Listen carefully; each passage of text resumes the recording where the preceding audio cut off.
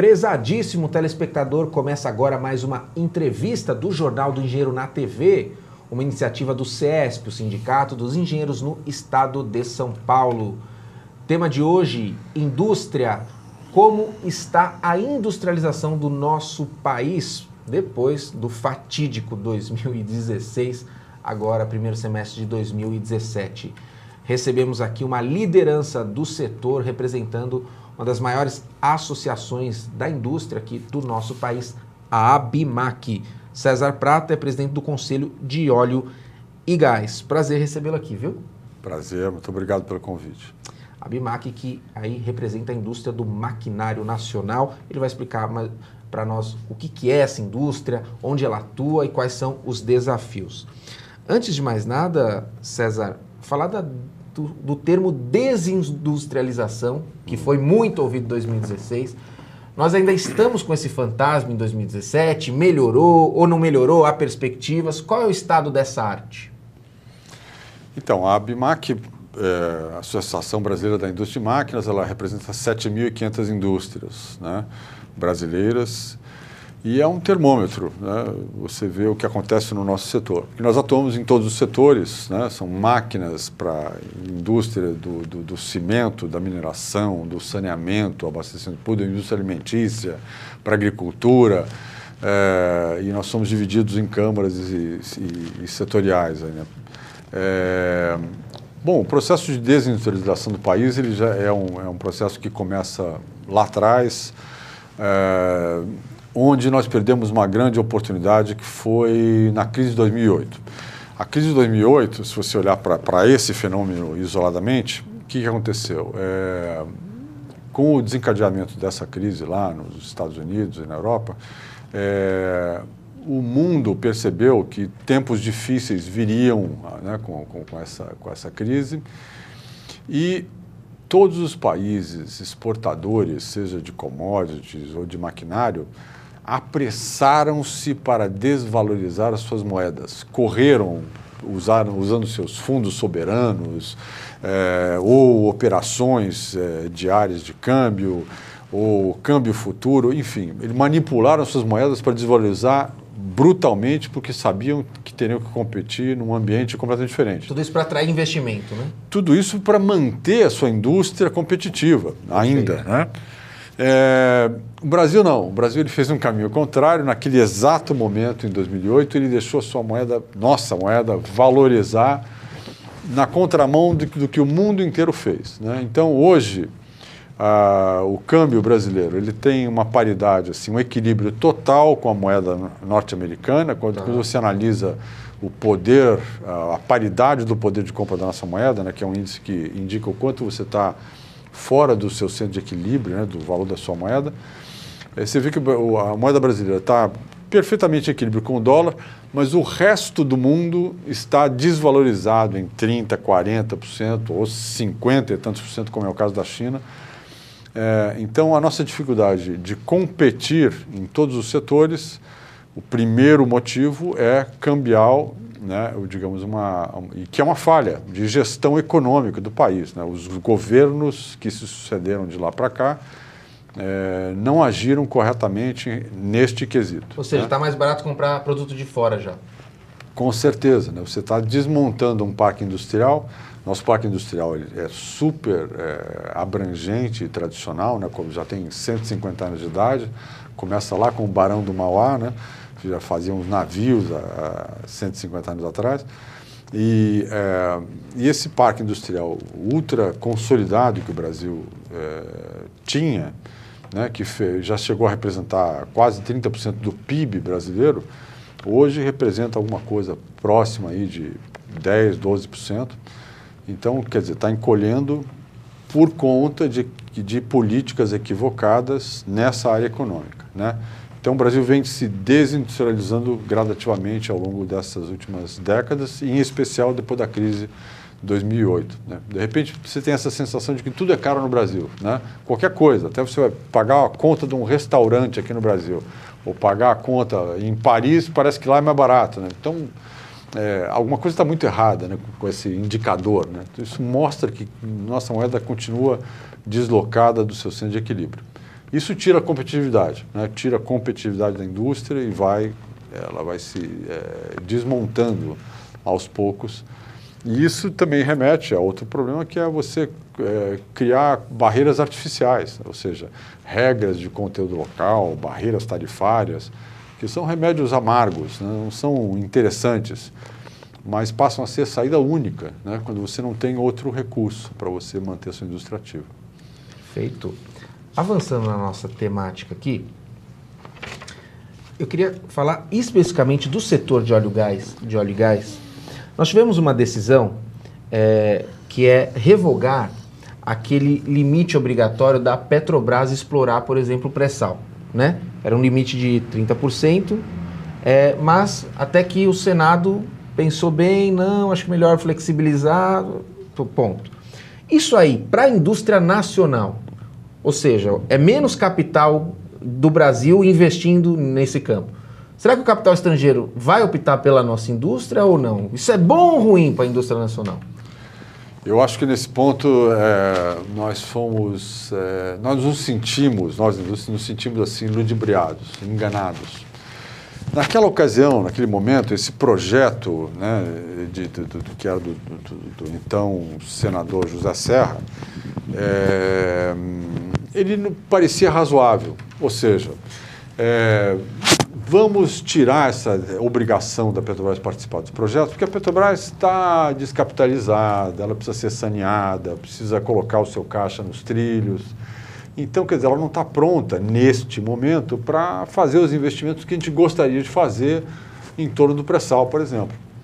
Então, ok, vamos tirar essa obrigação dela participar. Com isso, nós vamos permitir que as outras empresas de petróleo estrangeiras participem no lugar dela, sem ela participar, mas isso não quer dizer que essas empresas que vêm de fora não tenham que cumprir as mesmas regras de contrapartida, de conteúdo local. Nada vai mudar. Então, nessa ocasião, nada vai mudar? Não, nada vai mudar. Então, esse foi o ponto. Então, nós entendemos que, de fato, isso destravaria, né, destravaria os investimentos, seria possível fazer mais leilões, mais frequentes, que é super importante, que tenham mesmo, e que isso, de maneira alguma, ia afetar a participação da indústria nacional e da engenharia nacional. Pois bem, chegou a hora de fazer os leilões. E justamente nessa hora, as empresas de petróleo estrangeiras, essas que estão interessadas nos leilões, nos nossos campos de petróleo, fizeram um lobby, uma pressão sobre o nosso governo super bem orquestrada, tentando convencer o nosso governo, e quase conseguiu, de que se retirasse essas exigências de conteúdo e tudo mais, que as coisas iriam andar mais rápidas, mais práticas e que rapidamente teriam investimentos enormes no Brasil e que isso ia contribuir fortemente com royalties para o caixa do nosso governo. Fora que cada leilão que você faz, um leilão você também está arrecadando dinheiro, né? São lances que as empresas vão dar, o lance vencedor é o que vai ter o direito de explorar determinado campo, e esses lances são dinheiro também entrando no caixa do governo. Então, quer dizer, teremos mais entrada, mais rápida e maior quantidade. E as empresas de petróleo mandaram seus presidentes aqui, lá de fora, para encontrar com o nosso presidente da República, os nossos ministros, prometendo, não, nós vamos fazer grandes investimentos, mas vocês precisam nos ajudar a tirar essas barreiras, exigências. Nós estamos num mundo globalizado, vamos tirar essas coisas antigas, arcaicas aí, que nós vamos fazer forte investimento. Foi aí que nós nos demos conta de que esse movimento lá atrás de retirar a Petrobras ficou assim com ar de um movimento orquestrado do que está acontecendo agora, nesse momento, né? Ou seja, eles estão querendo, né, depois de conseguir a desobrigação de participação da Petrobras, agora chegaram ao ponto onde realmente queriam. Vamos tirar a Petrobras e vamos tirar também a obrigação de envolver trabalho no Brasil, né, contrapartida, gerar empregos aqui. Que eu acho que é tudo que uma empresa de petróleo quer, né? Ele vem, explora, traz o seu maquinário, sua engenharia, tudo pronto de fora, explora seus parceiros de lá, já explora todo o petróleo, a hora que acabar eles vão embora, não tem nenhuma contrapartida social e aqui fica só o impacto, o saldo ambiental, né, que teremos, né, certamente, né, no investimento desse tipo. Ou seja, só com os ônus. Os ônus, pois é. Bom, no próximo bloco, diante dessa orquestra desafinada que você mencionou aqui, a gente vai falar da importância de uma frente parlamentar mista em defesa, né, da infraestrutura, da engenharia, do desenvolvimento nacional, encabeçada pelo deputado federal Ronaldo Lessa, do PDT do Alagoas. Qual a importância de um fórum como esse, na Câmara, no Senado, reunindo parlamentares para ouvir os apelos aí da indústria, dos trabalhadores, dos órgãos regulatórios, enfim, como é que esse fórum pode ajudar a acabar com esses problemas no desenvolvimento nacional? A gente volta daqui a pouquinho, você não pode sair daí.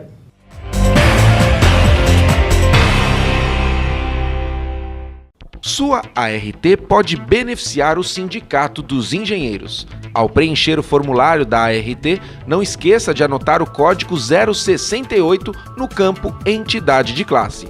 Com isso, você destina 16% do valor para o CESP. Fique atento, o campo não pode estar preenchido previamente. Apoio Cultural, Conselho Regional de Engenharia e Agronomia do Estado de São Paulo.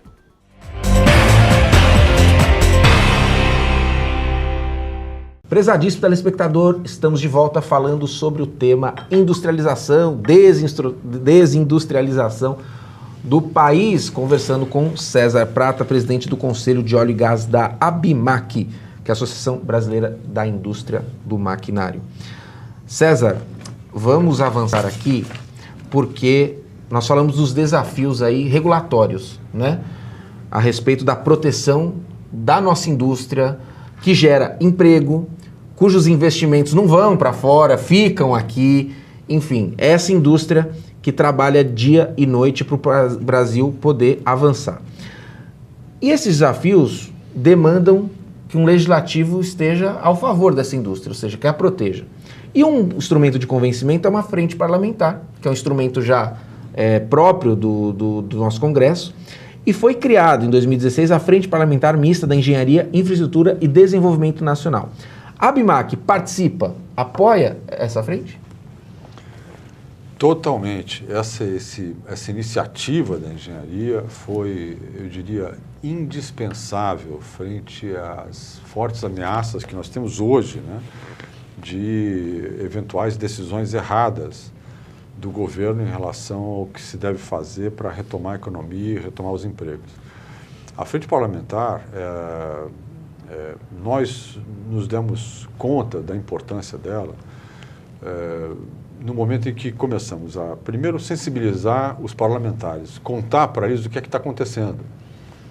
Não só o que é que o governo pretende fazer diante dessas possibilidades que temos de negócios em torno do pré-sal, por exemplo, mas principalmente as ameaças que nós temos caso a gente não capitalize esse momento a favor e não contra os interesses nacionais. Nesse momento, o que nós percebemos é que a frente parlamentar, sensibilizada do que realmente está acontecendo, primeiro, o acesso deles ao governo, né, é completamente diferente do nosso.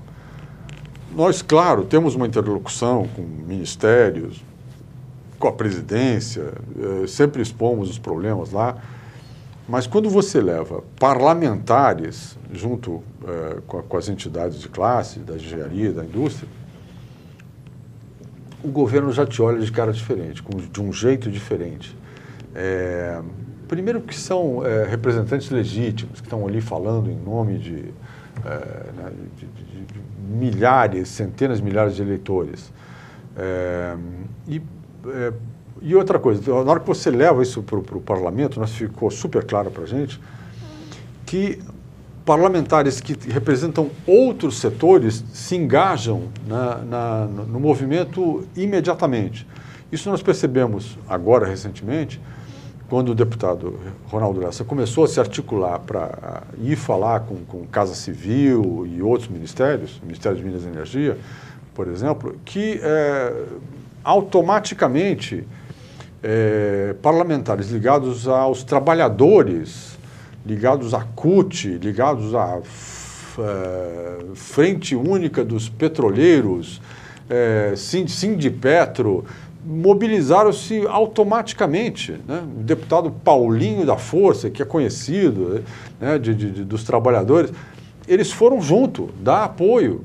Então, realmente, quando você tem uma situação dessa delicada, onde o governo não está entendendo essas propostas, né, que hoje a gente já entende como altamente suspeitas, que vêm dessas empresas de petróleo estrangeiras, quando você não une forças, você não vai a lugar nenhum realmente. Você pode ter decisões ultra erradas. Inclusive, nós já temos uma estimativa catastrófica. Se a gente não conseguir, neste exato momento, capitalizar esses projetos que nós temos, com a atual legislação de contrapartidas e conteúdo local e tudo mais, e fizemos a coisa errada, né? Não aproveitamos esse momento em relação ao pré-sal, não só os leilões que vão ser feitos agora, que vão gerar negócios lá na frente, daqui a alguns anos, mas em relação aos leilões que já houveram no passado, cujos negócios vão começar a movimentar a economia agora. Porque hoje eles querem discutir não só as regras futuras, regras aplicáveis também ao que já está em andamento, o que é pior ainda, né? Então, se a gente não conseguir capitalizar isso corretamente, nós estimamos que, além dos 12 milhões de desempregados que já temos hoje, mais de 12, né, no momento, nós podemos gerar esse ano outro 1 milhão de desempregados só pelo mau aproveitamento destas oportunidades que nós temos diante de nós agora, né? Então, quer dizer, a união em torno da frente parlamentar foi imprescindível para que fôssemos ouvidos. E foi graças à frente parlamentar que vários ministérios entenderam a nossa demanda, entenderam o quanto aquelas propostas que eles vinham ouvindo dos nossos opositores aí das empresas de petróleo podem estar equivocadas e estão, né? Não estão assim totalmente isentas. E justamente através disso é que é possível agora a gente trazer propostas para a mesa de meio termo, de consenso, em que atendam os investidores que querem vir para o Brasil, mas não deixem de gerar emprego e renda aqui no Brasil, né? Então, quer dizer, esse diálogo só foi possível graças aos nossos valorosos parlamentares e à união, né, de toda a classe de engenharia no entorno dessa ideia. Senão a gente não iria a lugar nenhum. Nesse contexto de união nacional, em torno daquilo que converge para o bem de todos, eu queria citar o programa Engenharia Unida, que é uma iniciativa da Federação Nacional dos Engenheiros, que une os trabalhadores, através de seus sindicatos e federações, os patrões, através de seus sindicatos e federações também representantes, os conselhos, né, regulatórios, né, conselhos regionais de engenharia e agronomia, as associações, né, que são figuras jurídicas diferentes, mas que dão força para o movimento sindical, ou seja, fazem o trabalhador, o patrão se organizar. Ou seja, toda essa união em torno da Engenharia Unida tem como mote o seguinte: deixa as diferenças que nós vamos resolver algum dia ou outro, mas vamos buscar aquilo que nos une, que nos converge. Você acha que esse espírito da Engenharia Unida se coaduna com essa questão da frente? Ou seja, vamos junto buscar aquilo que garante o desenvolvimento? Porque, poxa, tem mais elementos que nos unem do que nos separa. Você concorda com isso? Você provavelmente já ouviu a frase que diz que quando pega fogo na floresta, todos os animais correm para o mesmo lado, mesmo o leão e o alce, né, que são, né, vítimas um do outro. Nessa hora do incêndio, eles correm para o mesmo lado, juntos, lado a lado. O momento é esse. Então, realmente, não tem momento mais apropriado que o momento de dificuldades e de uma guerra que está se armando, né, em torno de vários investimentos que o Brasil está prestes a fazer, com os interesses nossos, né, para se unir. Então, justamente, a união tem que ser buscada, e você colocou bem, em torno dos pontos que são comuns. Aqueles que a gente tiver, a gente já conhece muito bem e sabe que ali não tem entendimento. deixa esses de lado, não precisamos falar deles agora e vamos buscar o que nos interessa a todos. Então, esse movimento ele é oportuno, necessário, ele precisa acontecer e ele vem no momento ideal, né? Porque realmente, se você olhar o cenário do que pode acontecer no Brasil, caso essas oportunidades que nós temos diante de nós não sejam aproveitadas, é ruim para todo mundo igualmente, né? Ou seja, não tem momento mais propício para a união, né? O exemplo da floresta que eu dei era justamente isso. Esqueçam as diferenças, vamos lutar pelo que mais interessa agora. César, obrigado pela presença, viu? Foi um prazer. Falamos aqui sobre industrialização, desindustrialização, desnacionalização, enfim, desafios, né? Para não deixar aí o prefixo ir embora, desafios que o nosso progresso, o nosso desenvolvimento enfrenta. Essa edição do Jornal do Engenheiro não termina aqui. Fique conosco e acompanhe mais assuntos relativos à engenharia, inovação e desenvolvimento. Um forte abraço e até breve.